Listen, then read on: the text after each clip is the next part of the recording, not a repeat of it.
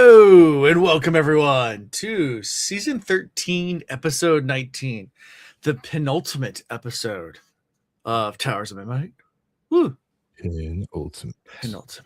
Next week we'll be finishing this book. Next week? That's super crazy. Next week. Yeah. Next week we finish the book? Yeah. Wait, so after tonight we get to read? There isn't going to be another live reaction? No. Well, because the epilogue is very long. Yeah. So are we doing 2 chapters or 1? I mean, we're doing all the rest. We're doing all the rest. We're doing all of it. Ooh. Yeah. I feel like we should have a live recording. There's no stopping here. No live recording because I want to either get into it tonight or tomorrow morning on the way to work. Yeah. Yeah, the epilogue is not that long. Yeah, it's only 40. It's 43 minutes. Okay. It's super long, and these are short chapters. It's not like a super long. No, you're right because it's still only 2 hours, like a little over 2 hours total. So yeah. It's a little bit longer than a normal episode, but like not by much. No. So it's pretty much the same. Yeah. Same. All I'm saying is I listened to the first minute of the next chapter by accident, and I'm like, I'm ready. Whoopsie. To go. I'm ready to go. Cheating. All right. Yeah. Anyways, let's go on. I guess announcements. We're about to finish this book. That's an announcement. We're rapidly approaching JordanCon, 2 months away. So I got to figure all that out. I guess Ian, we're writing down together, right? Yeah. You gotta remind me during some of our daytime phone calls. I need to put in the leave. Okay. Yeah, I put that in last year. Yeah. Well, last year last time I forgot, and then I was just sick. But last time you had military duty and you just didn't show up. I remember that because your sergeant was calling you like crazy or whatever because you're supposed to. Oh, yeah, that doesn't count. You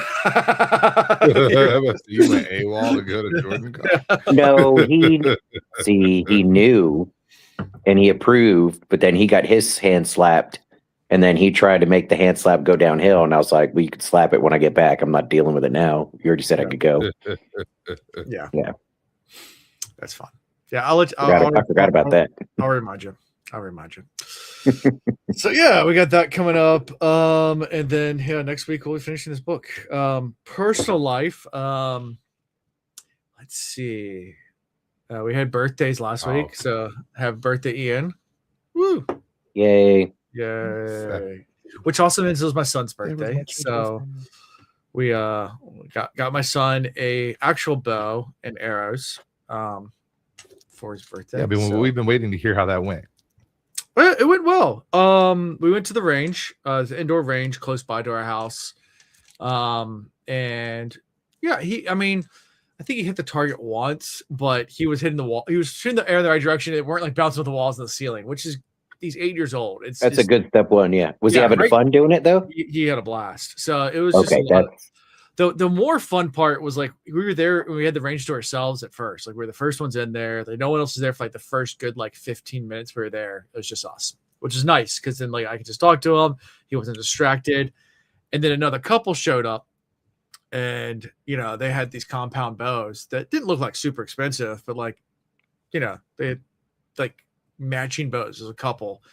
And I was explained to him, I was like, this is his first day shooting. He's like, oh, this is our first day too. We just bought these and we decided to go try to shoot as well. So they are shooting everywhere.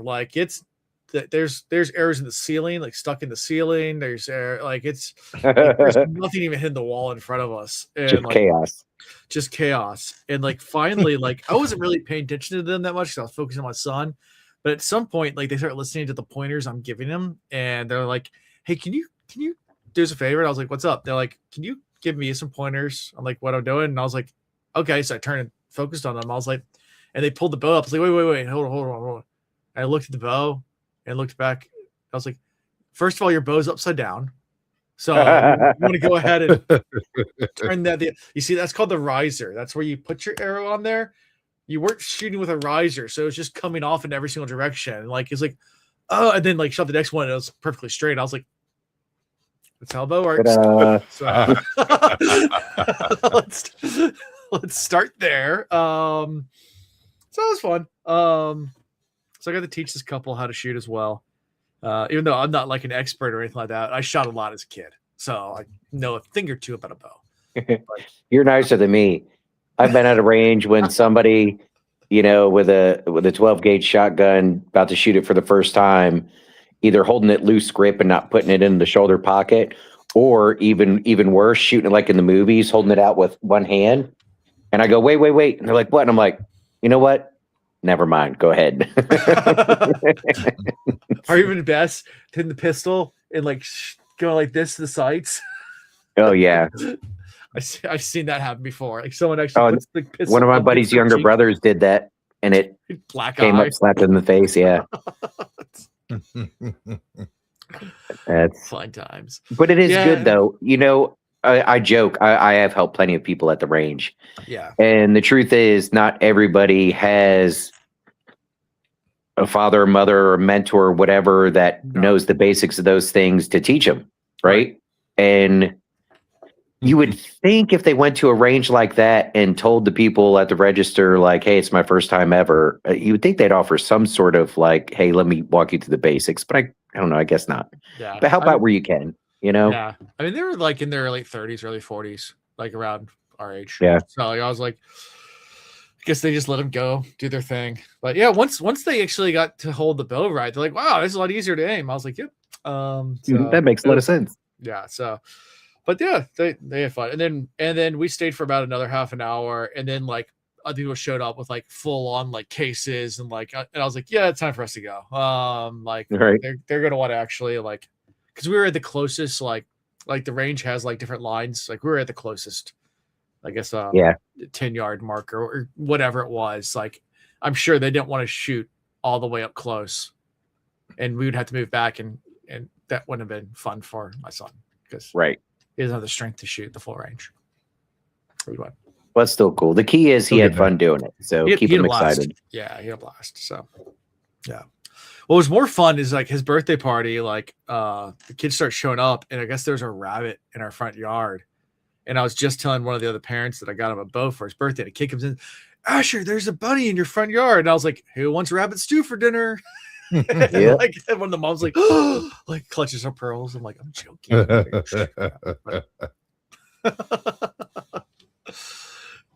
Clutching her pearls. Anyway, that was my weekend. It was fun. It was a good time. Ian, how was your weekend?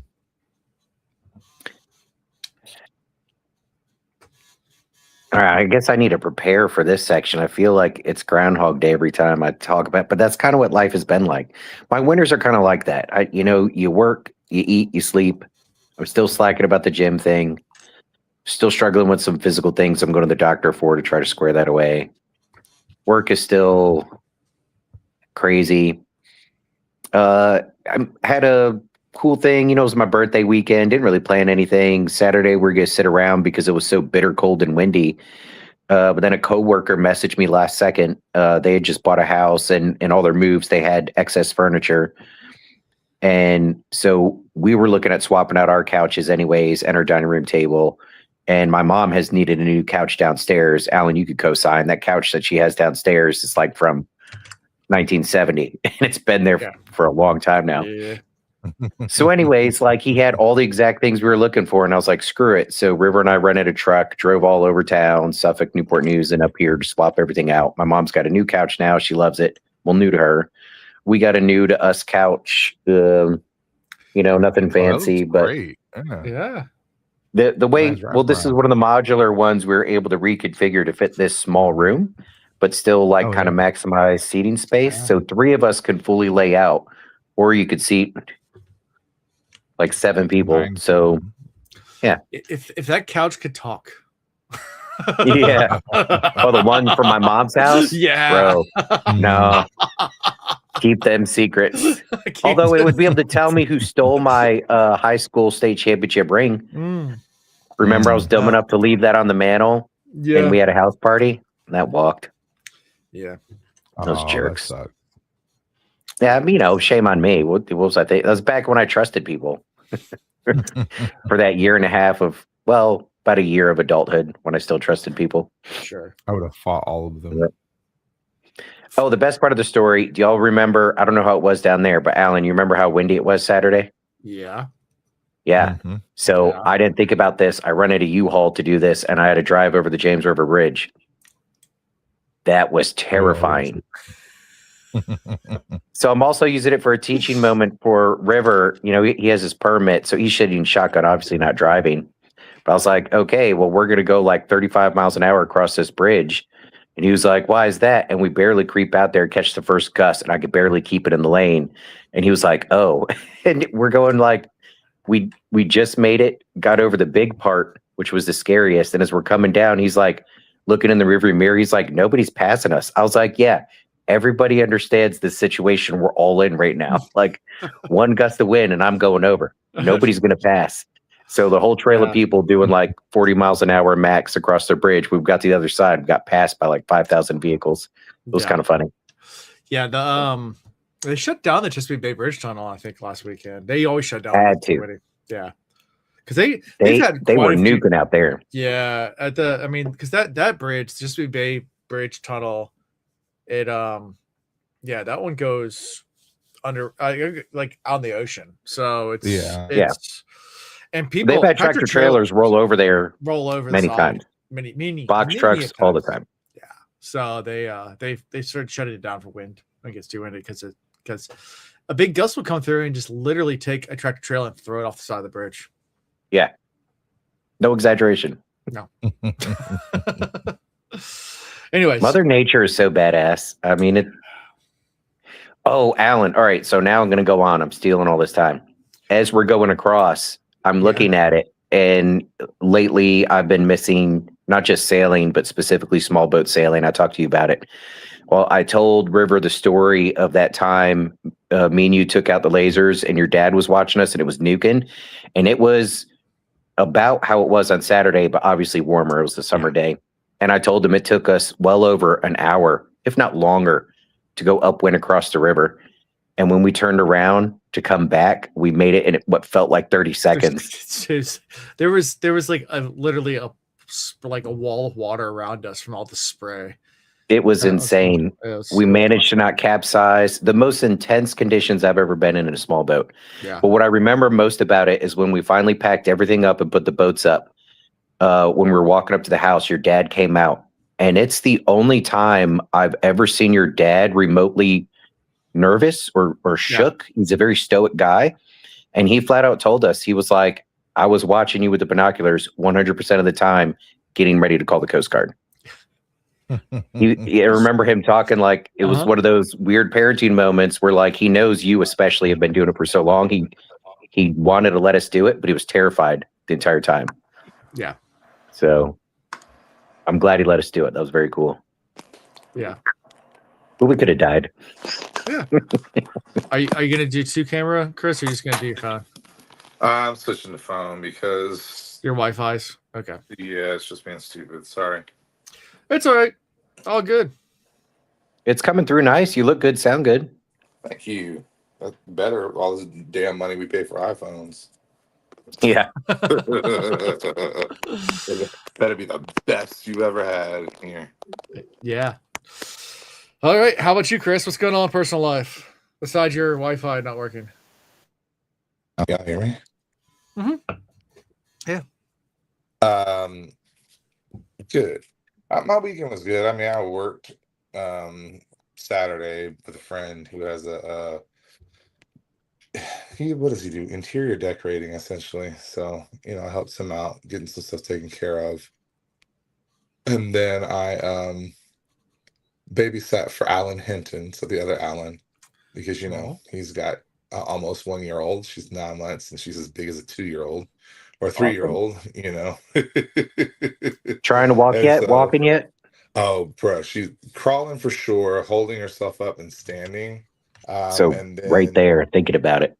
Yeah, because the crawling just happened. Like she wasn't, and then she was, and that happened over the last week and some change.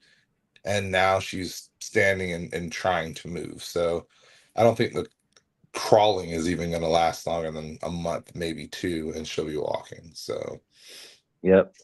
but she's a lazy kid, so there's also that part. Like for the last 3 months, she could hold her own bottle if she wanted to because she's got massive hands, Mhm. and she just like looks at you like you're stupid if you try to make her hold it. So Feed me.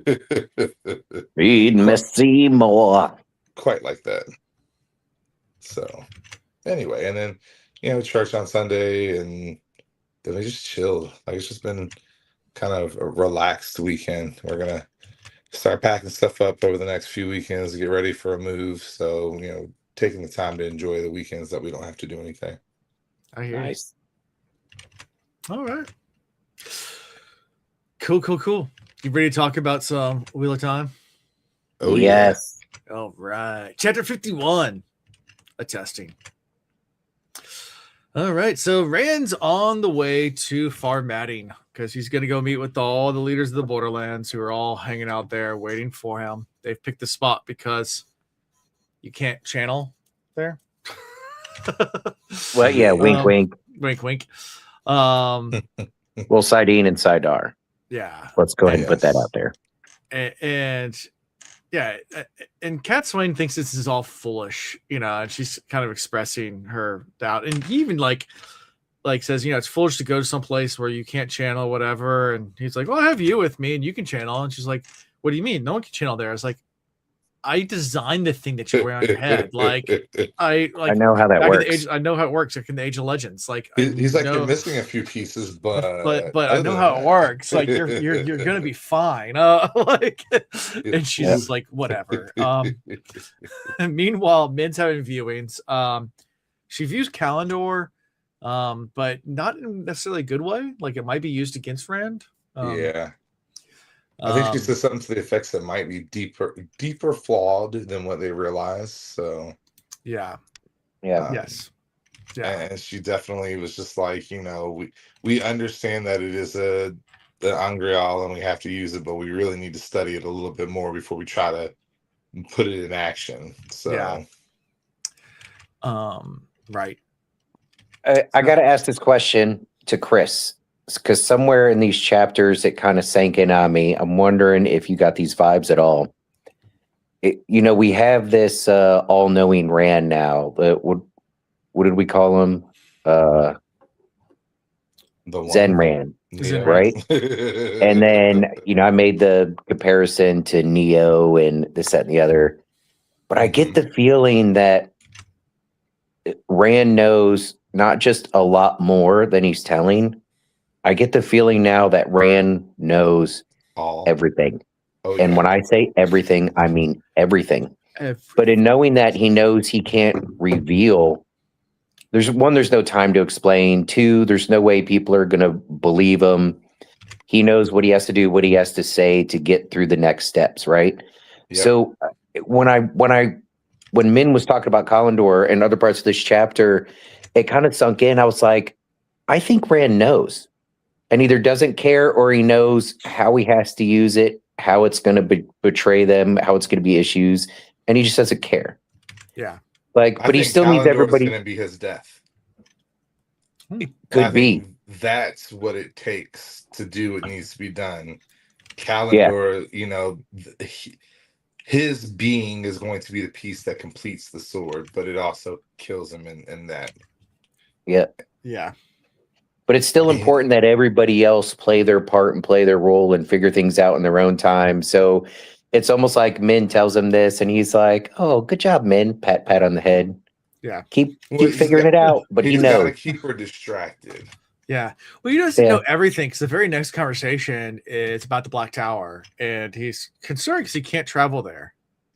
Our Nave has not been able to travel there, and he reports that to Rand. And Rand's like, that's not a good thing. Yeah. And we learn more about that in the later chapter, obviously. But yeah, so he at least openly admits that is a flaw that he has had by letting this go unchecked. on so long and go unchecked Right. for so long. So he realizes something is up. He's just like, in the grand scheme of things, it's not important enough for me to address right now. So, Yeah, but he tells Nafe to go ahead and disguise himself and head Find down some there. info. Yeah, mhm. and seek out some loyal men. But he also says, tell them they're not weapons. That's not their purpose. And he knows he has to deal with them, but like you said, not a problem right now. Yeah. Right. And then Well, and with what I said, obviously that's a blind spot. Mhm. But I still kind of hold to that. Like big picture, maybe at least Rand kind of sees how things need to unfold / are going to unfold. Mhm. Yeah. But Yeah. and we also have some evidence of reasons why the Black Tower is such a blind spot when we know people can't travel in and out. Yeah. And there's, maybe it's a dream spike, maybe it's something else, but it does the same thing. But Rand has no clue what's going on there. So there's something blocking it. Mhm. Yeah. Yep. So after that conversation, he turns back to Catswain to tell her to get ready for the gateway, to open the gateway. And this is where she turns around and says, "Boy," and he stops her. He's like, I'm going to stop you right there. I don't Okay. really mind it that much anymore, but the fact that you're calling me boy just needs to stop. That we're done with that. In fact, checks his calendar and carries the one. He's like, I'm a little older than you, actually, so by at least a few Right. decades. So you can address me as Rand Sedai, because technically I am the only male Aes Sedai that did not turn to the shadows. So He's gone Yeah. through the testing and everything. he's like, I already been Yeah. through the testing. So Yeah. if you want to go ahead and address me as that, then yeah. Go It for is confirmed. That's my title. He's like, I've been here longer than you. Like you were just a fledgling when I was, saving and or corrupting the world. Yeah. And interesting enough, though, like I don't feel like Catswain she's not thrilled about it, but also not totally put off about it. I think she's having this realization of, all right, this is what has to happen for all the prophecies to be fulfilled, for him to reach his full potential. Like this makes sense. Yeah. Mhm. Well, she doesn't fight it as hard as she's done other things with Rand in the past. So I feel like there's some acceptance there. Yeah. Agreed. But then after this is said, like Min's like, wait, so are you fully Luce Theron then? He's like, no, we're one and the same. Like I'm not fully him, I'm fully Rand and fully Luce at the same time. I'm two persons in one. Kind of I like am. I was about to say he's got a Jesus Christ thing going on. Yeah, and it's like, it says well, how do I know if you're not gonna go mad? He goes, well, Luce Theron, at the end he did go mad there, but the difference is I was raised by a time traveling Tam. Yes. So that's my Triple T. that's why I can that's why you don't have to worry about it. Because I Yeah. And in the end, Luce Theron was alone. Right. Fighting this. And we've mentioned this before. What's the big difference? What's going to save Rand? Well, it's Perrin, it's Matt, it's Egwene, it's Elaine, it's Min, it's all those connections. Avienda,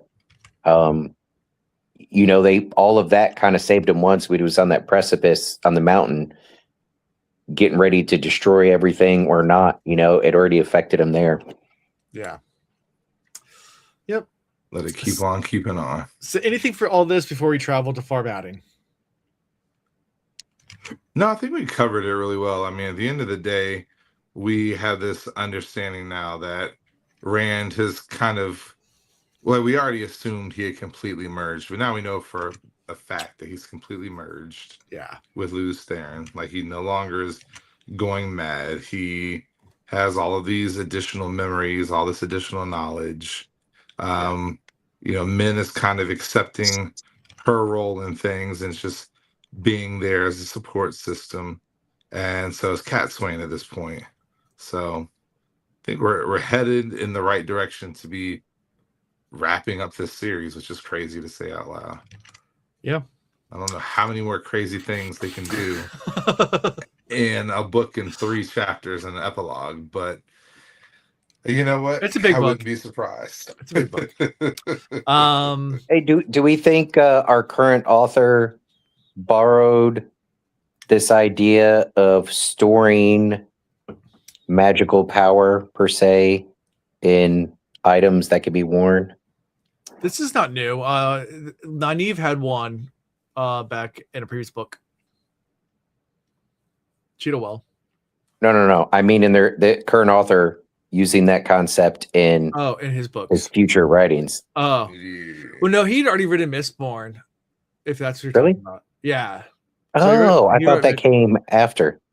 No, he was picked because Harriet, Robert Jordan's wife, loved Mistborn, and he picked him. Oh, Yeah. Okay.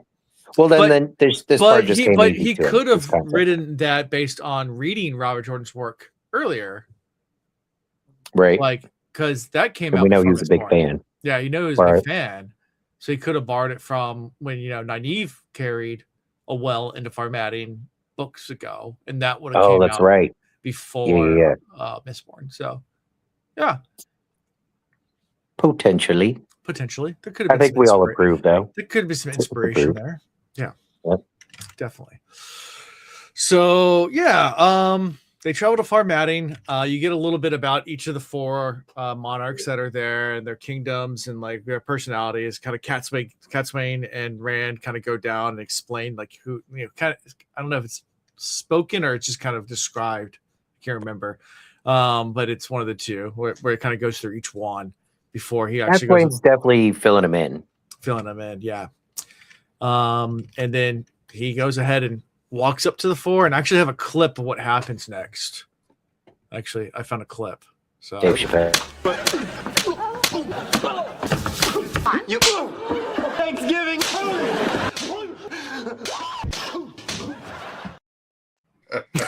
I would have put money that you would have used Dave My Chappelle, favorite. but that's good.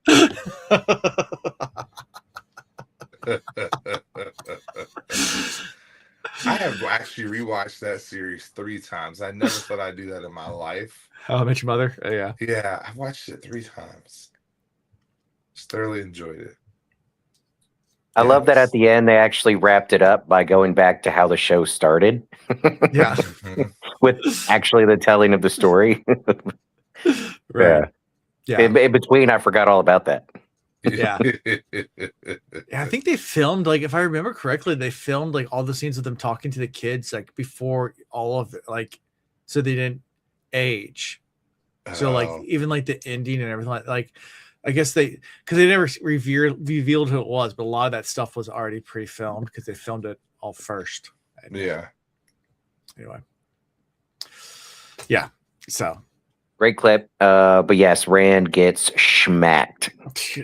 yeah, and the maidens. These are like, aren't light taps. No. These are like y'all have seen the clips of the smacking competition where they're laying each other out. Oh man. Each person that smacks him is fully committed to giving everything they've got. Like, Not only that, they loved him too. Like the first one was just a pure raw, like I hate you smack. Then the next guy comes up and like cleans his blood and like looks him over, kind of turns him to the other cheek and then lays Let them into have it. him. And then the next guy comes up and lays into him. It's just like, and it's interesting because after the first slap, like everybody was coming to his defense.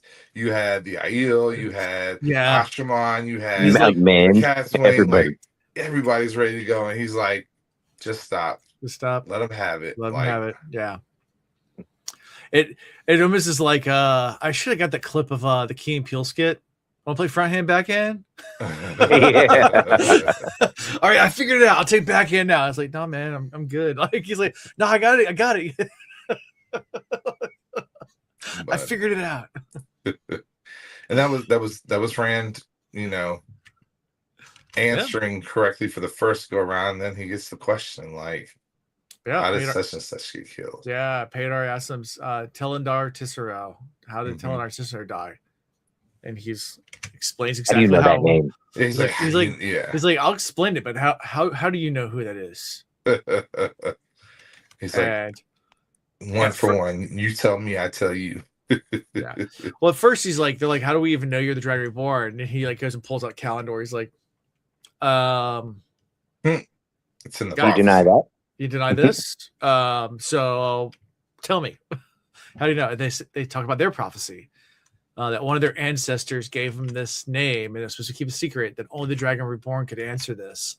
Mm-hmm. And he's like, this is the most dumbest thing about prophecy in the entire world. Is like the fact of the matter is, like, I only knew this about a week ago. Like, if I had come down here a week earlier, I would have bail fired all of you guys. So like But it's still clever. All right, clever in multiple ways. First, I'll answer that. That's still not a problem because if Rand hasn't reached this level, he might still be the Dragon Reborn, but he's the dangerous version that they have to now fight. Right. So it's not just confirming an opportunity to confirm who he is, but it'll expose what kind of who he is. Yeah. I know I'm saying that wrong, but you know what I'm trying to say. Oh no, right? we get it. What Is state he of right? mind he's in? Is he Zen Rand or is he Hell Rand, Hellscape Rand? Like, are we going to have to worry about the person we're about to help out, or are we good to go? Yeah, and they tell him that like if he couldn't answer it, they're supposed to try to kill him versus let him face the Dark One. Yeah. And well, hold on, pause before we get to that, because what you're about to say is awesome. The other clever part about this, look how complicated all these other prophecies are. They're written with metaphor this, and let's do some poetry that can be interpreted and misinterpreted 50 bazillion different ways that hint at things to come. And this is a sign, that's a sign. This is very specific and very nuanced and very simple so that it could get passed down from generation to generation without a lot of risk of it being messed up. Right. And for the person who started this to have that forethought that, all right, this is going to be important a very long time from now, many generations from now. And we have to keep it super simple, but it needs to be an effective way to know. Right. So kudos to who started it. Yeah. I like it better than, for example, some of them is like, all right, the Dragon Reborn will appear when Kalendor, is removed from Tyr and all that jazz. But I don't think it said specifically that the one who removes Kalendor is the Dragon Reborn. Like, it just offers a sign when this happens, then the Dragon Reborn has returned sort of thing.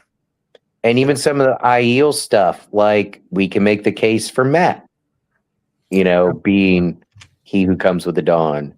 Right. And so it's like, there's a lot of wishy-washy stuff, but this is, even though it doesn't really confirm the Dragon Reborn, it just confirms that he has Lews Therin's memories, which I guess is pretty good proof. Yeah. But anyway, it's a good one. And that's when he comments about like, hey, if this had come to violence, I would have just bail fired all y'all. And they're like, wait, you can't channel inside the city. It's like, it only stops the one power. And like Catsman's like, wait, what? Yeah. He's like, I think she might have been the only one to catch on to that. Yeah. Yeah. That was a fun one. That was a fun little Easter egg or a little right. It's like, yeah. He's like, I have moved beyond your power. Your source of power is nothing compared to mine. Unlimited power. Yeah. I think that's going to be the other thing. He's going to withdraw in so much of that power when he uses Kalendor. It's just going to burn him alive. And then after he does all of this testing and proves himself, beyond a shadow of a doubt at this point, they're still kind of like, well, we don't know if we're going to fight. He goes, then you guys can stay here. You know what? If you guys want to, I came and I saved your city while you guys are down here. I did that single-handedly. Your city was already, walls were breached. I came in there. I saved your ass. Like, and I know you're down here and you had someone else there in charge, but at the end of the day, you can stay down here. Shit's happening. If you want to stay down here and not be in the last battle, fine by me. You all will be considered oath breakers. Like, also oath breakers, and you'll be little wusses. Strip you of everything. If you guys want to be a little bitch, then you stay. That's basically what he got him with, which was kind of perfect because, like, their oath to defend against the blight and everything, like that's not just their oath. For generations, they've been doing it. Mm-hmm. Like, it is in their DNA, their blood, everything. They can't walk away from that, and Rand knows it.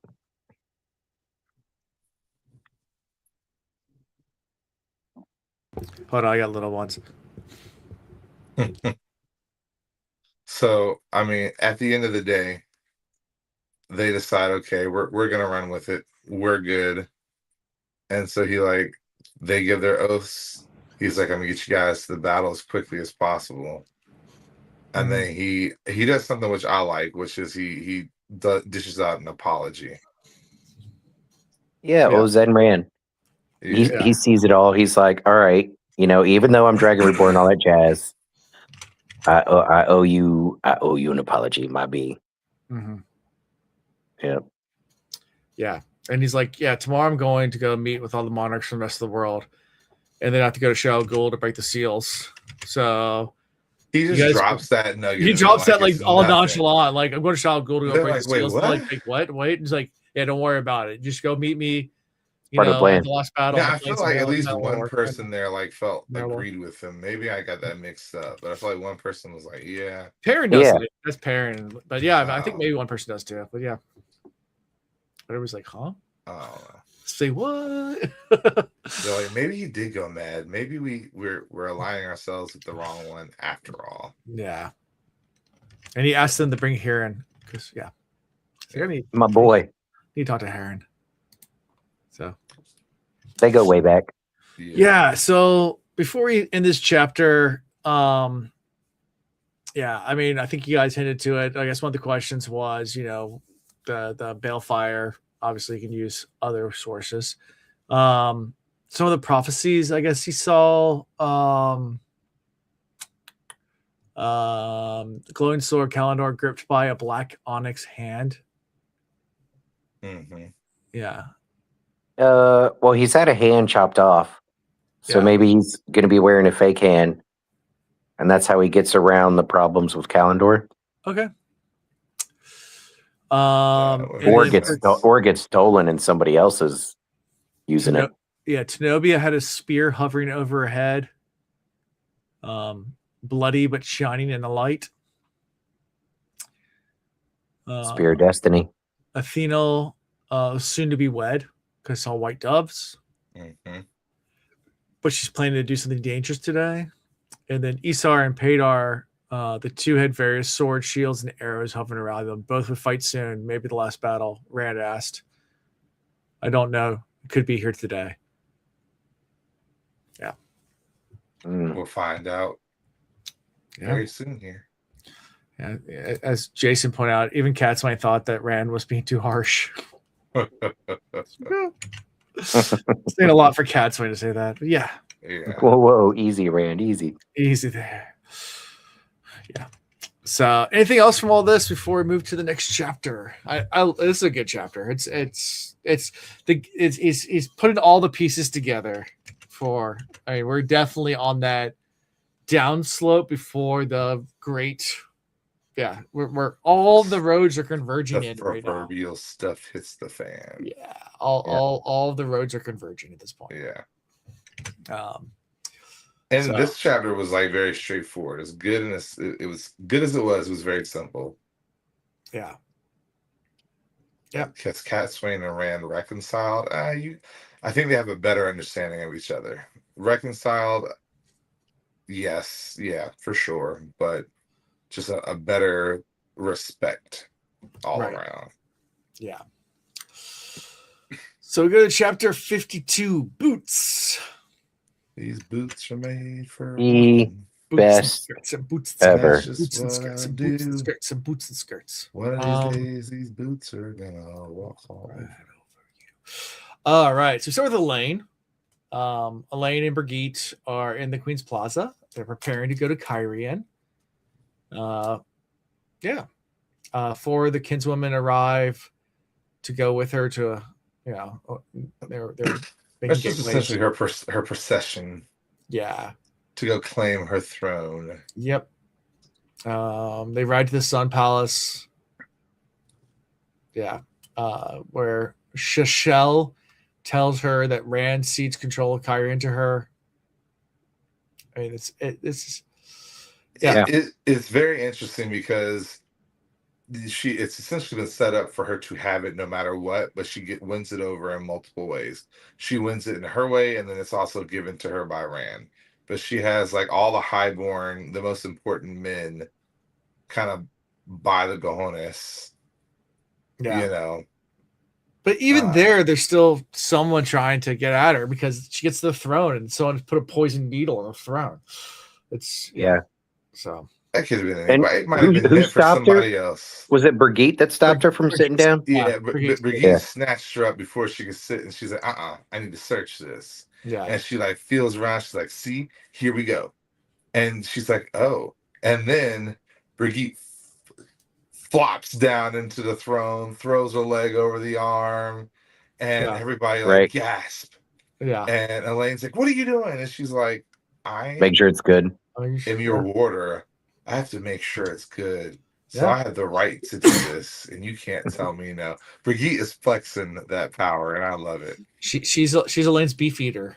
That's back in old English time. Beef eaters were considered they're a position in the court that would eat the beef of the king to make sure it wasn't poisoned.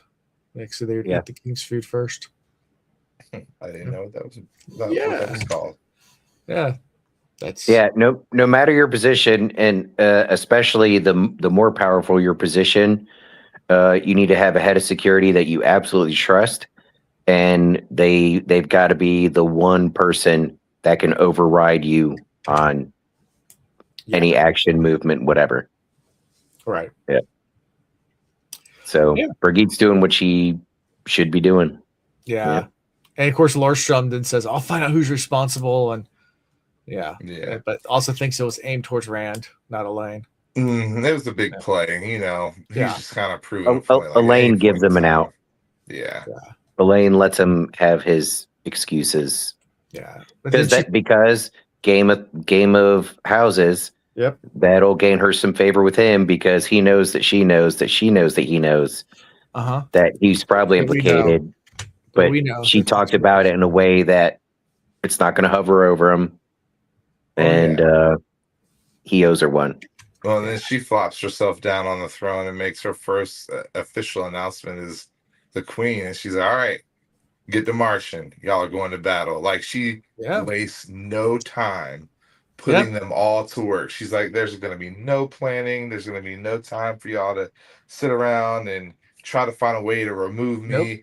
Like, so conscript every single man that you can. You got to go right now to the fields of Merrilor to meet the Dragon Reborn. That's where you need to go. She's like, bye, y'all. See you later. Yep. Then she's going to have a town full of women and children and old people that mold, and then by the time the men make it back, you know, it's gonna be like, hey, we love our queen. Yep. Very smart. So anything from all this, we're switched to Matt. I'm glad she's finally got this throne. It's taken 5 books, I feel like. Yeah, to get everything in line. Yep. On the one hand, I'm cheering like, all right, we're not wasting time. We're getting everybody ready for the last battle because it's here, right? We got the last book coming up. But then part of me is also like, all right, this needle in the pillow thing trying to kill Elaine. What if it is a Forsaken that's behind this or influencing it, and you're about to march all of your armies off to go somewhere else? Maybe they're not trying to take over the armies. Maybe they're trying to take over Carian. And so when all of these forces leave, you're now exposed. Easy pickings. Yeah.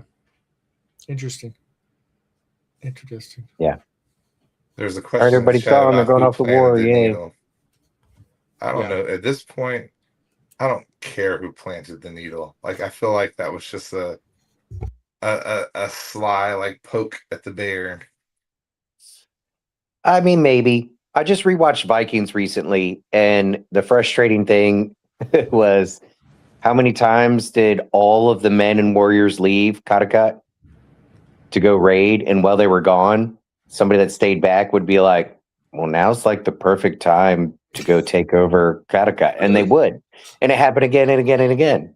And so, like, every time they try to expand the kingdom, somebody who stayed back would be like, oh, that's easy pickings. Let me go take it. So, like, that's kind of what I'm thinking might be happening here. And historically, I mean, there's lots of civilizations like that where, like, they wouldn't commit all their men. I mean, you look at the Spartan 300. I mean, the famous why were only 300 Spartans sent? Like, so if you actually look at the histories on why, it's been grandiose because it's the 300 that volunteered to go. Yeah, they No, defied the it. Yeah. Spartan had a gigantic slave population, and they could never muster that many troops to leave home because they knew as soon as they would, the slaves would rebel and take over Sparta.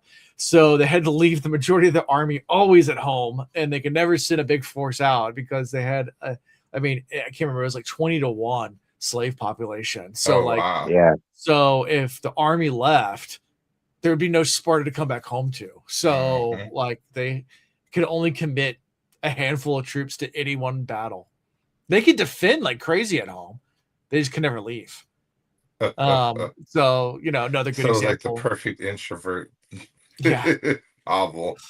I mean, they were considered some of the greatest warriors ever lived. The Spartans were, but they also were these slaves to their own kingdom because of the slave population. Like they could not, they were chained to their own land because of it. Yeah. Because the Who whole would have planted the needle though? I feel like what's her name? Maybe there's a play by it won't come to my mind now. The lady that's been leading Elaine this whole time. Maybe Begins with a maybe, D. yeah. If you She's been with her at the Yes, the Lions whole Club. time, and now it won't come it's back not to me. Delilah, it's something like that though. Hey there, Delilah. Yeah. Yeah, I am waiting for her to make her play, and I wouldn't be surprised if that's some hidden Forsaken or heavily influenced by one, because she's just too perfectly in the right place, doing the right thing, saying the right thing, like too supportive. We already had Yeah. that though. Like, Yeah, I think that would be played out. So I don't think she's a Forsaken, but I do think she's got some bigger ambitions that she hasn't let on. Even though I like her, like I Right. don't really think this, but for the sake of playing devil's advocate, she's Yeah. playing the Yes, ultimate game of houses. Dylan, yes, Delilah. that Thank you. that's what it's really all about for me. Is she's just having fun. 3D chess. Yeah. Interesting. So ready to go to Matt's point of view? Yeah. Oh yeah. All right. So Matt's in Camelin. He's getting ready to head up to the Tower of Genji, but he's at I guess he's at an inn, or is he at the? Where is he? He's in Camelin somewhere, but He's around. he's around, and he's talking to Satel, which she's a innkeeper. So I guess he's at the end. Yeah. She's the innkeeper at the Wandered Woman at Ibadar, but that's never mind. She doesn't have an inn in Camelin. I don't know where he is. He's around Camelin somewhere. At this point, he learns that Tuon has become an empress. So He's like, oh, Yeah, she moved quick. wifey moving on up. Thinks of Rand and sees him in a tent somewhere.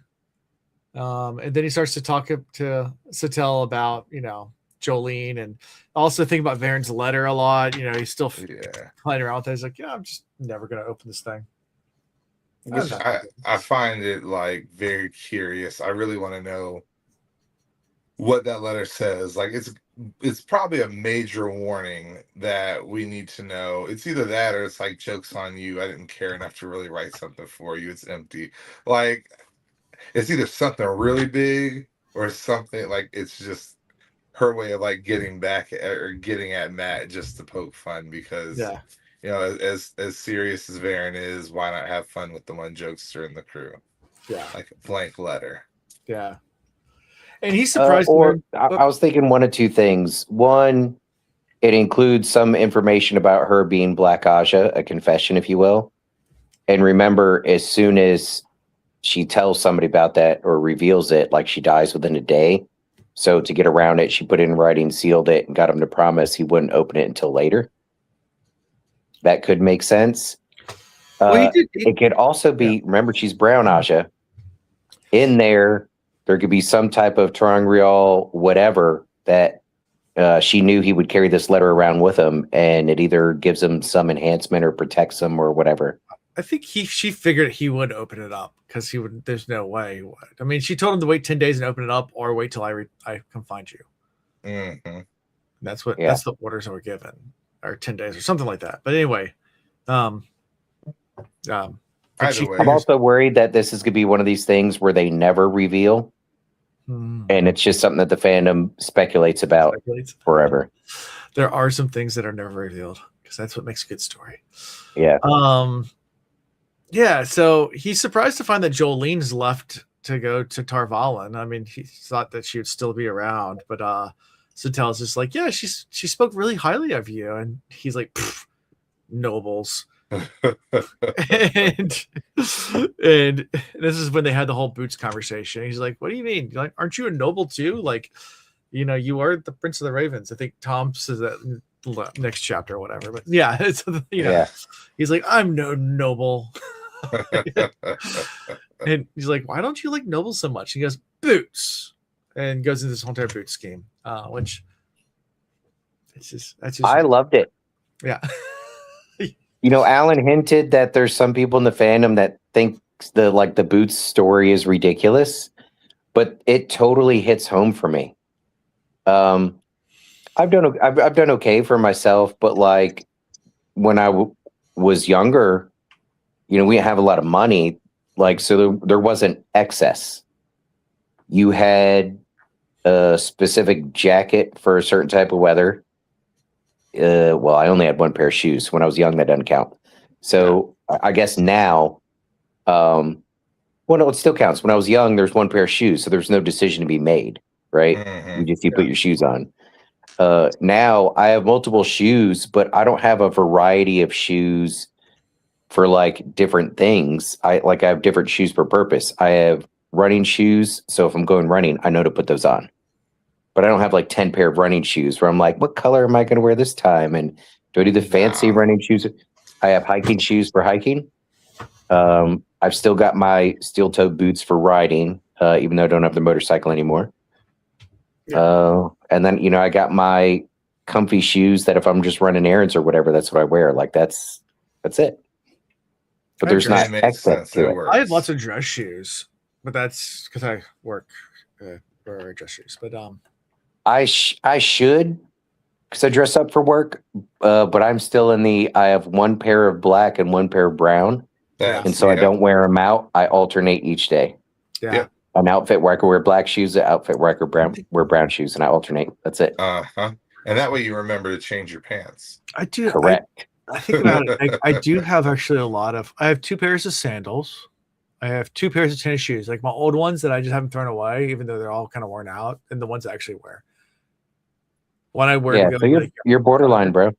Yeah, borderline. I have one pair of tennis shoes I wear for yard work, and the other one I wear out of the house. I have dress shoes. I do have boots, like duck boots. Yeah. Yeah. Matt that's wouldn't it. like you. You have Oh, too and many I shoes. have boat shoes. I have But There's it's your I think There's fairies. Matt's story about it is not just about the excess being a sign of like you have too much or like a bougie thing that annoys him. It's also like inefficient, a waste of time. Like there's no practical purpose to it. Oh, I also have sailing shoes. That's Yeah, I got a pair of those, but they sit in the slot, and I don't ever use them for anything else because they're only good for sailing. I have never been sailing in forever. Spider grip on the bottom, Right. So it's I wouldn't dare wear those around on asphalt. You're going to ruin very expensive shoes. No, I usually wear sandals out, and I change into them when I'm on the boat. Like those Yeah. aren't only on the boat for the racing performance, racing Right. boat shoes. Yeah. But that's So those. Anyhow, I like the story. I didn't think it was too cheesy. I used to have dinghy boots. I don't have those anymore. Remember those dinghy boots? You used to have those, didn't you? I remember how they smelled. No, I would borrow. I used your old ones. Use my old Sorry. one. It smells so bad. They always smelled horrible. That's because they're made of wetsuit material. They smell horrible. Things smell so bad. Anyway, those are fun. And of course, Satel's just like, oh, so it's a metaphor for responsibility. And Matt's like, wait, what? No. Just talk about It's like, wow, that's really deep, Matt. That's I didn't mean it to be. Yeah, whatever. He's like, all right, I'm just gonna go to Tower Genji now. Deuces. He's a poet and didn't know it. Yeah. yeah. Yeah. Yep. And yeah, it goes out to head towards the Tower of Ginchi. He's going to go with the gateway. Plus, also, while she tried to compliment him, I don't think she fully understood what Matt was trying to say. And maybe that's tainted from my perspective in looking at it. But she was like, oh, it's commentary on like the social pressures that come along with, blah, blah, blah, and being noble. And it's like, no, it's fucking not it at all. I'm not complimenting them. Why don't you understand that? Yeah. Yeah. Even if there is pressure in the decision to be made, like they created the pressure themselves and it serves no purpose other than like a keeping up with the Joneses thing or who can outdo who. And that's stupid. I mean, I guess maybe it's not stupid. It replaces constant physical fighting and killing. Yeah. Like you can hash out the pecking order based off of boots as the metaphor versus constantly fighting, literally fighting. So maybe that's more civilized, but then it's like a passive aggressive battling all the time. Fuck that. Just fight. That's like going to a magnet school where you have to wear a uniform, and the only way you can distinguish yourself are your shoes. Mm-hmm. Yeah. And or people your belt. Or your belt. Yep. Yeah. Yeah. Anyways. Anything else in this chapter before we move to the final chapter of tonight? No, I'm ready to move. All right. Chapter 53, Gateways. This is where it gets real interesting. Yeah. We did it. We're here. Yep. So we start with Pavara. And she walks with Mazrim Taine and Javandara and the walls of the Black Tower. Mm-hmm. And Taine's just like showing her around and she's like, yeah, and he's like giving her a hard time. She's like, you should tell me before you just show up. And she's like, do I need to? And she's like, well, yeah, I mean, I guess technically you don't have to, but I highly suggest you do. Yeah, and she just sees like all the men doing all this stuff with, Asadian. Mm-hmm. She's like, they are literally lifting cups of water to their lips with the power. Like, this is not good. Yeah. Like they're just using they're using the power way too much. And that's something like even her come from the tower, like that's not how you're supposed to do things. And has her opinions. Remember, it's a bunch of dudes. He didn't exactly write it in there, but let's be honest. If they were told to do everything with the power, what else do you think they're doing? Mm-hmm. Yeah, exactly. Men be men, boys be boys. Yeah, they've all experimented with that. Yeah, she brings up bonding a full Ashaman, but Time's like, no. Dedicated soldiers only. You can't have a full Ashaman. Those are mine. Mine. Yeah. My precious. Oh, man. I'm sorry. Y'all killing me. I just caught what you were saying about what they were doing. Yeah. Power while I was drinking water. All right. Again, not trying to be crude, but give a group of men long enough time. They're gonna mess with that. Anyway, yeah. So Taim is definitely like tightening the grip of his control. I mean, by telling them no, you cannot bond a full Ashaman. He's protecting, like you said, his special group. Because once they're bonded, then their intentions are known. And this is the first time where I'm like, we really are right. Like, he is definitely a dark friend of some sort. I don't think that he is any of the Forsaken, but he's definitely a dark friend with ambitions. Damodred?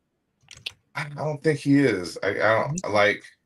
Damodred's been all over the place, and I think that the proximity of Damodred to the potential of like bringing Rand in, it would be too tempting if that was really him. Like if he was Taim, he could have killed Rand at any point and ended all of this earlier on, or he could like I don't want to say use the word summon Rand, but like get Rand to come to him and like end it all. Like, Yeah. I think the reason why I keep leaning to that is because the description we got of Tom and Dredd, for back in the day, is that he assumed he was number one, and he was pissed that Luz was the actual number one, strongest, whatever, right? So it wouldn't be enough to just catch him off guard and beat him. And while most bad guys don't want it to be a fair fight, that's usually what we think of with bad guys, he needs it to be somewhat of a fair fight and then wants to totally dominate and annihilate. So it's obvious, no questions asked, that he's the most powerful. Yeah. I mean, that's definitely a Forsaken. That's why I think it could still be Tom Dredd. Yeah. And she's a little put off too. She sees how the men are being beaten and not allowed healing either. And she's like, yeah. And after this, Taim does walk off and she talks to Javanara.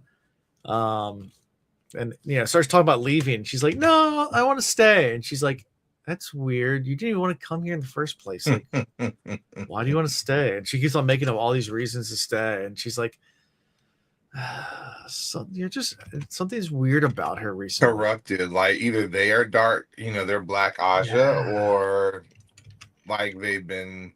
Well, there's probably some of those still sprinkled in this group too. Oh, we left out that Taim was playing her by talking about the rebel Aes Sedai that are just outside also. Right. And trying to play that against her, like, well, maybe they'll come in and start bonding some folks. And Yep. It's funny with everything going on. I guess they're not communicating. Well, they can't be communicating with other Aes Sedai about what's going on in the world, which is ridiculous. We found like the last pocket or another pocket of super naive, doesn't know what the hell's going on. But is that by design? Is Taim stopped communication from happening between the White and the Black Tower? Well, I'm sure. I'm sure he's not letting pigeons fly or anything like that. Yeah, I'm not saying they're not trying to communicate. Is what I'm like. We can't put that blame out there anymore. I won't say that. Egwene, I'm protecting her a little bit. I won't say she's not trying until we know she's not trying. So. Yeah. Well, after this weird interaction, Pravara heads back to her tent and she's rooming with Tarna, who's in the room. And she's like, all right, I think it's time we go ahead and bond a dedicated and get the hell out of here. And Tarna's like, nah, I don't want to anymore.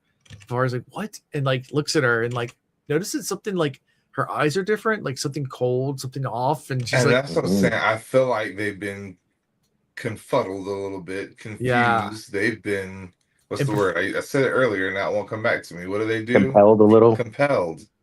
Yeah. Yes. And Pravara's like, something's not right here. So she gets like terrified, like goes off. She's like, all right, I need a gateway the hell out of here. And she goes to try to make a gateway and the thing, it just falls apart. Yeah. And she's like, all right, gateways don't work here. Yeah. So we know that there's a spike for sure. She needs to go find that leather maker and bond him. Yeah.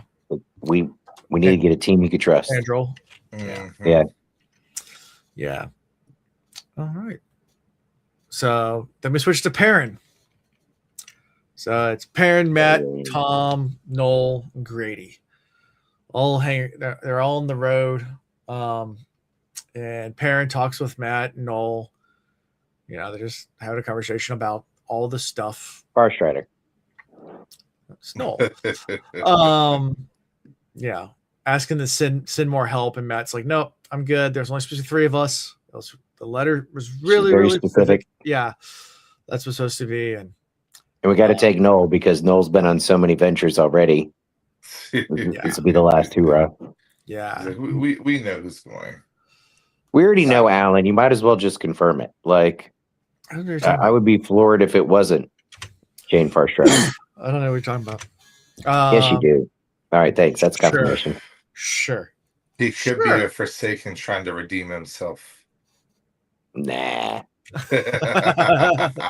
No, this is the only softball toss that Jordan gave us. This one's obvious. Yeah. Well, I mean, so we have a point now where like they're parting ways again. Right. Parents headed to Rand, so at least we're going to get another connection at some point. And then we have, the guys going through Grady's gateway to get to the Tower of Genjai. Right. It's like, yeah, we're gonna send you here. This is the closest we can get you. We'll just do, Matt. And he's like, it's close enough. He's like, okay, every day at noon we'll open a gateway until you come back. Just don't get too close. Don't want to snap off those toes of yours. Yeah. And you hate to ruin your boots.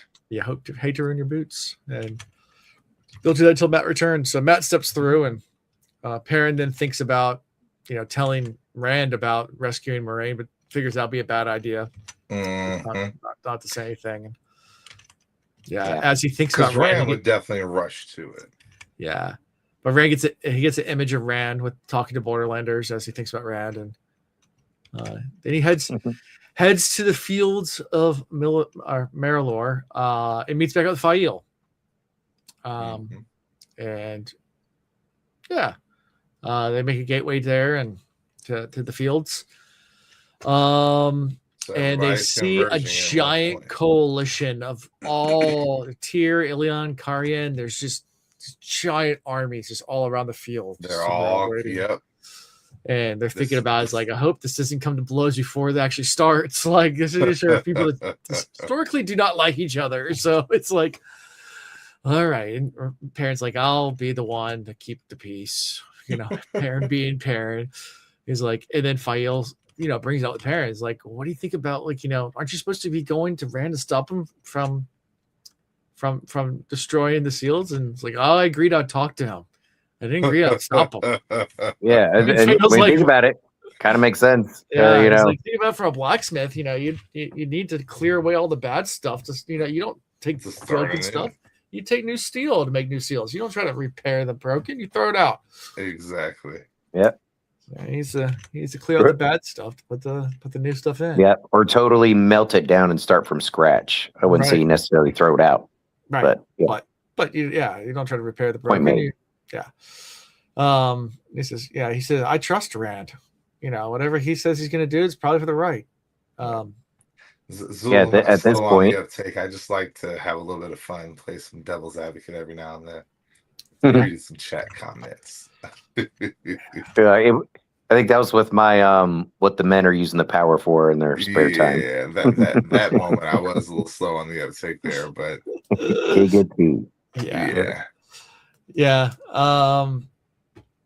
And then Perrin turns to Eravine to make sure no one fights over who makes camp where and those kind of things, and gives his little battle cry thing or whatever, spreads to the line, and everybody starts cheering. He's like, "Well, this is my speech. It's not as grandiose as most, but I'm Perrin, and this is as good as it gets." I'm Perrin. Let's do this shit. Yeah, bruh. Which is all we can expect. Yeah, and he gets an image of Matt, looking up the Golden Spire. Yeah. And then we switch. I think it's very important that Perrin's there. So Matt's leaving with all of these armies that, like you said, over the course of history have been battling each other, and now they're supposed to be on the same side. Matt, one of our Ta'veren, is leaving. So with Perrin there, I would think the Ta'verenness, can help kind of keep everybody together, prevent the infighting. I started thinking about that because I'm also at the point of the story where Matt first gets in the battle in the same location against the Shido, and he didn't want to. He was just rushing down to let people know, hey, you're about to go into this trap, whatever. I think that's when he first met Tall Mayonnaise. You know what I'm talking about, Alan? Uh-huh. Anyways. Yep. And again, there were Karienans, folks from Tyr, I think, and then somewhere else who really didn't like each other. And even we was talking about, hey, your boys over there about to get jumped. And they're like, oh, that's not our boys. Yeah, fuck them. We don't care. But yeah, I guess we'll follow you. So like Matt's presence there and his ability to kind of impress Tall Mayonnaise. Yeah. And then Tall Mayonnaise vouches for him, was like, hey, I'll follow this dude anywhere, sort of thing. And then all these people that normally would fight each other are following Matt. That Ta'verenness has a big pool. Yeah. If you add all these people to get together and you don't have a Met and you don't have a pair in there, I don't think anybody else keeps them from fighting each other. Yeah. How do you think the last battle is going to start? I'm going to give you my prediction, even though I already know. Oh, I'd say it already started, but It's whatever. gonna be all these armies, and they're sitting around talking to each other, like, all right, who has the mana buff here? Okay, go ahead and do that, and do this and do that. And then you have a gateway open up, and it's like, Matchroom Coffin, let's go. It just runs in. It's like, yeah, at least I got my chicken. I think there will be a badger involved. Somebody's gonna let a badger loose, and that will start the big battle. Yeah. Yeah, there's this assumption, like we're gathering everybody and sending them to a place. So like there's this assumption that we know the exact location it's gonna take place at. That's the prophecies. But yeah. And that location might still be important, but that doesn't necessarily mean you rush to it. You know, I go back to you abandon all these kingdoms with all your fighters and you're just set up for a big flanking maneuver, right? Or having your strong position taken from you. Especially when a lot of these places have gateways in them. Like, if you think about it like that, the dark ones could be literally waiting in the ways for instructions to like pour out into all of these cities. Sure. So like, this could have been like some evildoer way back in the day, kind of changing the prophecy to fit where they want the armies to be. Because, all right, let's get them all here in the center. And then what we're going to do is we're going to flock their lands while and all take over every kingdom. Take over the kingdoms and then slowly collapse in on them and kill them from the outsides. I mean, it's like, what is it? I think the fields of Marilor are supposed to, symbolize, obviously there's the whole entire Armageddon. That what is it? The Mount Megiddo, and near Israel, or in Israel, the plains of Armageddon's a actual place, right? So like same type thing, like that's where it's supposed to take place. It's like we're getting ready for the last battle. This is the place where all the prophecies say it's supposed to happen. So let's go gather there. It's not going to be that simple. Yeah, that's what I can say. I'm again reading. Yes, Loyal's supposed to be closing the way gates, but does he get them? Like, we haven't had a Loyal chapter in forever. We don't know. They might still be going through the introductions, right, of their little conference they're having. Well, we know also from a previous chapter in this book that they're using portal stones too. So it's not just way gates, because they're coming through the portal stones to attack the White Cloaks. Right. Yes. And they probably have the ability to travel too. And if they don't, they will soon, Well, all the dark, the Forsaken do. The Forsaken know right. So once they start sharing that or using it to move large groups, right. I don't think any place is safe. No. And we know now that the Shan-Chan, they can travel. So now they're focused on the White Tower, but still, like, everything's in play now. Right. Yeah. So anything from all this before we switch back to Matt? Nope. Let's go to Matt and gang. Okay. So Matt, Tom, and Noel, they all arrive at the Tower of Genji. Tom takes out a bronze knife and he's like, all right, so the symbol we draw in the air every time we start snakes and foxes? Let's just carve it into the tower and see what happens. And sure enough. And they do it small. Yeah. A little small carving. A little small carving. And a little opening appears. I thought that was kind of funny. Yeah. So Tom draws a bigger one. And of course they can walk through that one. And they step inside and they find themselves in a chamber with different sized walls. Everything kind of acts weird there. They light their torches. The mist or the mist coming out of the vents, runs away from the fire, or kind of goes around the fire, and they keep on trying to play with that. And Noel's like, well, here's the entrance. Let's just go through and make sure we can get our way out. And he steps through, and they're like, should we follow him? A couple minutes later, he comes back and goes, Yeah, they closed me back out. I had to redraw the symbol to get back in. But yeah, that's the way out. At least we know we can get out of here. And Matt's like, I'm not so sure about that. Yeah. And then So they does he may have talk just about, let or is you he out. thinking about like how he was able to get out before? Is that he was smart enough to make that one of his requests or demands? Well, yeah. He's smart enough. Yeah, I don't know. exactly. I don't know if Yeah. he's talking or telling anybody that, but he was thinking that Yeah. at one point. Right. Yeah, I know it comes up later, but at this point they're testing what they know. Like they're in this room. If we draw this, which to that point, if it worked on one wall, it could have worked on any wall that would be considered an outside wall. So why they didn't why they felt like they need to fixate on that wall is beyond me. Like I feel like you try that on every wall and see if it works all over the place. That way, if you're Right. going in deeper and you get caught, you just draw the symbol and go like that. It's magic. That's true. Like, I would does have this tested world it on work an the same? interior wall Yeah. to see if it works in different places. Yeah. Yeah. Where would it take me if I draw it on the wall, 10 feet forward? But Right. Good point. yeah. That'd have been worth testing. But I also would have tested the exit before stepping away from it, especially with Matt already knows about the inside and what he was told from Brigitte. When you go into a place like that, you try to get your bearings as much as possible and know your options before you even take one step forward, because you could be lost immediately. Yeah. Very true. Dana, ask you a question. How would you know which wall is an outside wall? Well, and that's why I said maybe not an outside wall, but try every wall, because you're right. Okay. You wouldn't See you where it wouldn't know sticks. which wall is the outside wall, because we know that this is like a magical maze essentially, and we learn that because they start moving through this maze.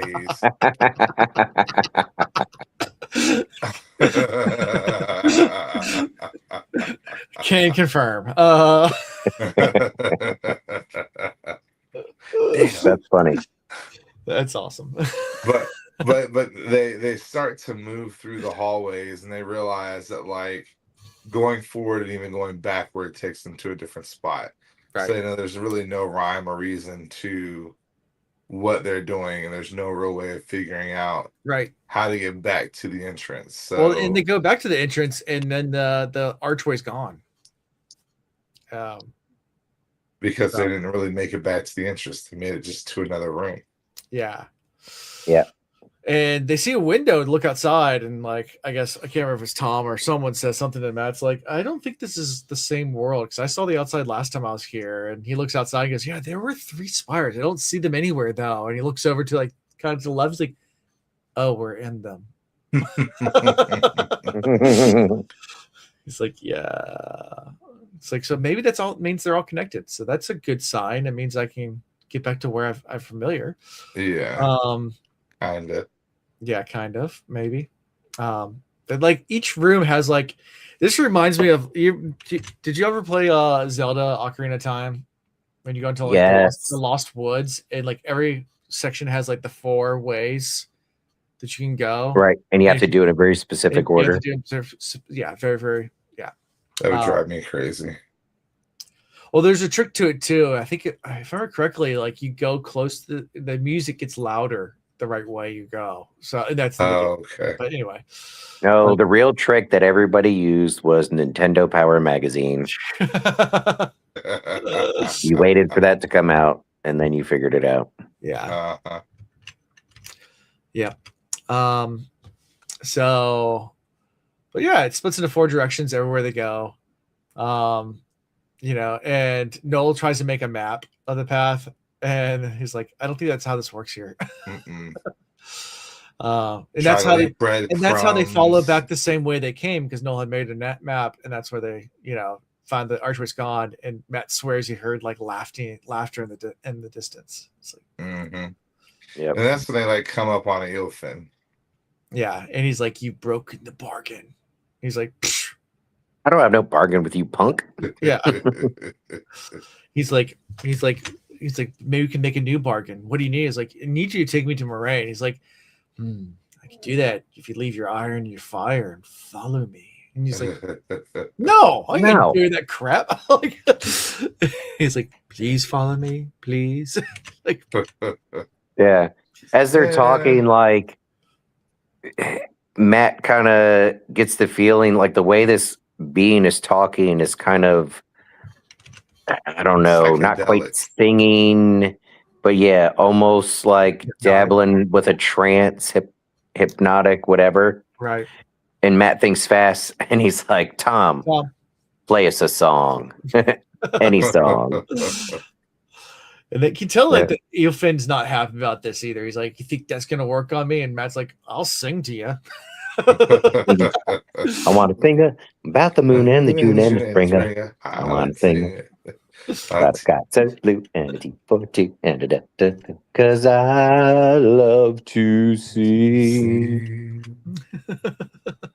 And they get rid of him. It puts him to sleep. He goes to sleep. It's like, all right, let's take a nap now. Then Matt has the real genius idea. He's like, let's just roll the dice. Yeah. But also skip over, they called it I'll lead you to the Chamber of Bonds. What do you think about that name of the chamber? Chamber of It Bonds. sound really kinky. Mm. I What could be expected- bonds like debt? Yeah. Oh, well, I guess that works. In my mind, Treasury notes. in Yeah. my mind, we're gonna see Moraine with like leather straps, Okay. like wrapped The around Star her Wars with a scene, little like ball Princess in her Leia. mouth. Yeah. Yeah, something like Golden that. chain. Yeah. That's Yeah, Yeah. bonded. Wonder if they have her doing like the earmuff braids. Yeah. yeah. Yeah. That's But I mean, That's all right. the you other have thing Salacious is- Crumb just in the corner, just like making his weird noises. Going, Yeah. The other thing is like a bond is also like giving your word. So like we do realize that that's what they're all about is somebody giving their word, a promise, and so yeah. or a deal. So that's really what the room is about, is deals. Right. Yeah. The Shark Tank. Shark Tank. Or is it no, it's a separate Wow. show, Deal or No Deal. But then we get to the point where Matt gets this really good idea. He's like, hey, listen, there's one thing I know I'm good at, and that's at being lucky. So here's what we're gonna do. 1 through 3, we go straight, and 4 through, he says all the numbers, and like Noel's like, But Matt, how's that can't- going to work? You can't roll a one with 2 He die. rolls it, and he's like, and there's a 1. So Yeah. I think it was Tom that Damn. was like, no, you can't roll a roll a one. 1. But Matt can roll whatever he Matt I've wants. seen this dude. Yeah. Yep. So they start doing that, and like it gets to the point where it's weird. It's like, and then you have to go backwards. It's like, but we were just there. That doesn't make any sense. You guys can go backwards again and go backwards again. He's like, and Noel's like, this is making 0 sense. Like, why would we're retracing our footsteps? Like, obviously your method's not working. And then he rolls one more time, and it's like, and they go into a A brand new new room. room with black columns and stuff like that. And Matt's like, see. Sweet. I did it. And also, we skipped over the fact that Matt does ask, about Birgitte. He's like, do you ever hear a story where Birgitte came down here? Oh yeah. Oh, yeah. And so they had heard it. There's just a different name. Different names. He's like, oh, that makes sense. But yeah, he does bring that Yeah. up. And then Matt was like, hey, Tom, in your story, does she make it? Tom's like, oh, no. That bitch did. She She's did. like, that's did. the She got one. one wall That's away the from one. and died of thirst. He's like, okay. That's And I crazy. think during like this exchange, Matt does have the realization of how easy it would be to literally walk past where you're supposed to be. Yeah. And they went back to the same room. The Eofen was gone. Right. Yeah, that was another thing too. But was it the same room? But according to the map, it was. But Different room. If you trust it, But- Farstrider needs to catch up with the times. Things are Like different you here. said, Matt finally lands in a room that he recognizes. So uh-huh. this is where things are about. I think Yeah, we're he's gonna like, have Matt's a like, I've real been here quick- before. Yeah. I Yeah. think this is where it gets real fun. Mm-hmm.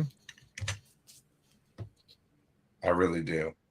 I feel like this is Get into the fun part. yes. Like this is the end of the book, and I do feel like we're gonna get Moraine back, and Yeah. like I don't think she's gonna be any good to us right now, but I think we're gonna get her back. Okay. Well, that's what I want to know.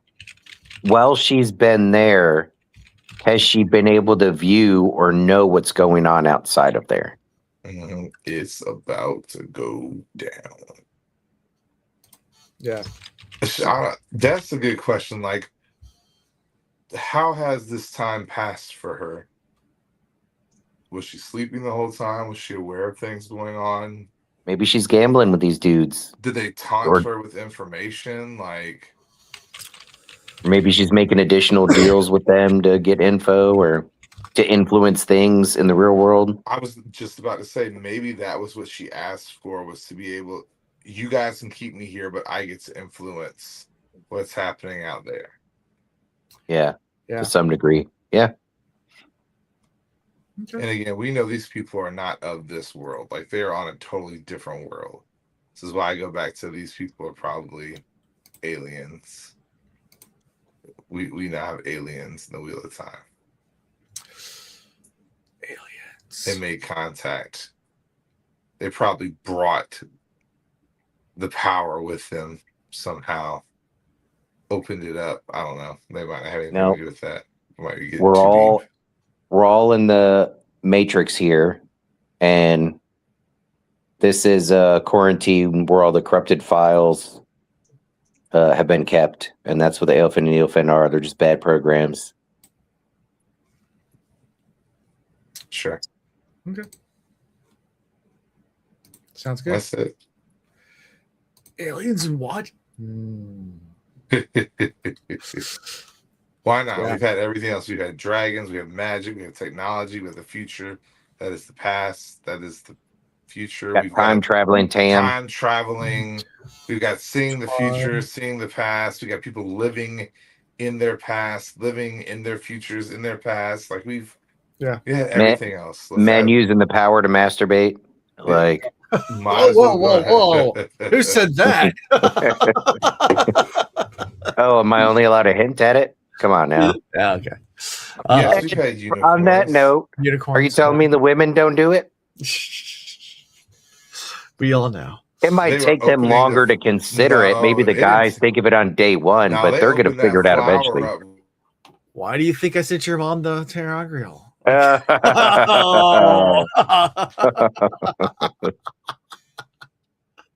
Powered by the true source.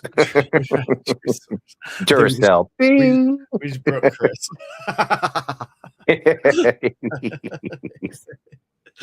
Nice. But So yeah. he's channeling. Give him a minute. Fun times. So anything else from these chapters from you, Ian? If Chris comes back, I'll ask him the same thing. It is not great to realize that we're finishing this book next week, because there's no way we even wrap up the tower. If anything, we're gonna be stuck in a giant cliffhanger here. It's also possible we don't talk about this anymore the rest of this book, and we don't get into it until the next book. No, I But think we're gonna wrap up there's- the tower. By the end of the book, Yes. that would take some magnificent writing for it to be good and complete in a couple more chapters. Sure. I'm not saying it can't be But done. we've seen Brandon Sanderson do it. We've seen Jordan do it. We've seen both of them do it. So That's true. Yeah. I'm not doubtful. I'm excited for the end. I just have I'm worried we're going to be left on a cliffhanger. But it makes sense though when you think about it. Remember, it was supposed to be one book, and then he's like, "There's no way we got to split it up into 2 books here for the finale." So if you're doing it like that, it makes sense to have an Empire Strikes Back kind of ending, or a massive cliffhanger before the last if book. we have a cliffhanger at all, it's going to be to do with Rand. I think it might be everybody. So just as a treat as well, after we finish next week's episode, I'm planning on also playing the deleted scene read by Michael Kramer for the end of this book. Ooh. Are we gonna do that like during the recording, or? Yeah, we'll do it during the recording. I'll play it. Okay. Yeah. I didn't know there was a deleted scene. Deleted. Gotcha. Mhm. Sure. Sure, Alan. Sure. Zool likes that idea. Yes, play the deleted scene. I hope it's totally comical, Oh no! like to the point of absurdity. Just You'll love it, and I'll give you backstory on it after we play it. But I Okay. can't play till after we do gotcha. next week's episode. So obviously, since it's for the ending, but yeah. So fun times. Anything else, Chris, from this? No, my phone is dead and my internet is dying. So, Favorite character then? Go first. oh, nope. I don't want to go first. I don't know. Okay. The first time I haven't had one nailed down right away. Okay. Go ahead, Favorite Ian. character? I'm going to say tall mayonnaise only because this has more to do with my reread. For the same reason, we're suspicious of Elaine's number 2, who's been helping her out and everything. I'm suspicious of tall mayonnaise because I'm rereading now how he gets in with Matt and everything. And I'm like, bro, he's a plant. That might be downgrade. No, never. I would Oh, not. man. I don't believe that. That's a great Plus, thought. But I don't believe You know what that. my greatest proof is for it? What? Alan really likes tall mayonnaise. All right, my character for these chapters is going to be Pavara, just that's a good because one. we're finally getting some movement on the Black Tower, and she's the only one that seems to be in her right mind, and she's getting suspicious, and I think that she's going to be one that hooks up with our little outcrop of Ashraman that are, for Logain and for the dragon, and think she's going to play a big role of some sort. Yeah, I agree. My real pick is the Five Fingers. What do the Five Fingers say to the face?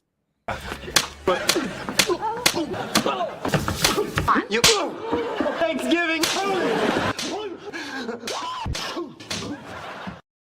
Thank you. Thanksgiving is that. You would think we planned that, but Alan was ready. I was ready for it. That's so good. That should Thanks, be man. Yeah. So awesome. Next week we'll be finishing this book. So that's how many chapters we're doing. Is we're doing this Yeah. in the book. I'll do the chapter titles real fast, just because we always do that. So, The Light of the World is chapter 54. I which mean, I'll that gi- could be anything, Yeah. but I'll give you a be hint. Kalendor. There's a prophecy that was made, or a men viewing from the first book from Eye of the World, and like when they first meet men. Did it have to do with that- Matt? Yep.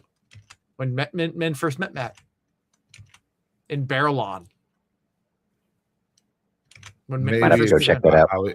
I think that's how they get out of the tower. It's got to do something with that. We'll say that. Okay. Then 56 is Something Wrong. Well, And there's it don't a lot look good? So Who are you going to call? 57 Go, is A let's see. Rabbit for Supper. And epilogue is And After. the rabbit for supper is going to be a parent chapter, just because I wanted to end on a parent chapter. Okay. And then the epilogue. Haven't most of our epilogues, or like, haven't they all been about Forsaken? A lot of them are. So I think it's a safe gamble to say this one's going to be about a Forsaken. Okay. I think our final chapter, the person eating the rabbit, is going to be our bad guys. Might even be the Dark Lord himself. Have some scrumptious. No, I feel like Yeah. Gnome's going to pop up at the very end of the book, sitting in a campfire, Nibbling on a rabbit gnawing on a rabbit. out of his mind. Half feral, yep. Yeah. I want Gnome to return. I'm sorry, I don't know about anybody else, but since the moment he was mentioned, I was like, he's gonna play an important role. And he has yet to really come back. Like, I don't So you think? if he has come back, he hasn't been called Gnome. So we'll say that we have had wolves that could have been gnome, but we wouldn't know it. But I want a gnome chapter. Okay. I will tell you, Just Gnome go has come back. That's all I'm Is saying. he one of the people that dislikes Perrin or likes Perrin? I'm not going to say anything more. I'll tell you more once it's revealed. He's a white cloak. Just remind me. No, The The one that ended up getting stabbed. The one going crazy. Gnome is a wolf. He's gone feral. We know that much. Yeah. Dude, if you shift in the wolf dream completely, do you shift in the real world too? Can you like wolf out, be like a werewolf? So, yep, he has. He sure has But come no, back already. if you wolf out completely in the wolf dream, do you then become a werewolf in the real world? I don't know. It's a good question. Why not? We've had everything else. Yeah. Why not have werewolves and vampires too? You're waiting for No to come back. It's so funny. The whole chat's like, yeah, but he already has come back. Good question about the werewolf thing. Though. That's a good question. I guess Rapho. Yeah. We'll leave it at that. So Yeah. anyway, next week's gonna be fun. So how we can be found is at thewillreads.com. I thought Alan shirt was a self-portrait of the last time. It's a physics shirt. I have potential. Last time. Yeah, I had potential. I don't anymore. I did. Yeah, so we found thewillreads.com. It's a website. Go check it out. Click the links. Do all the things. Yeah, like, subscribe, all that fun stuff. And it just so I get a good piece, we're signing off right now. So, well, that's all I got. Until next time. Peace. Okay, bye. Thank you for watching The Wheel Reads. Until next time.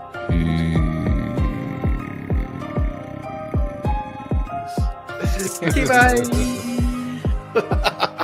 Get your Coast Guard certified life-saving Sure. device ready and Sure. strapped on. Oh, where are we doing tonight? What kind of strap on you talking about? Sure.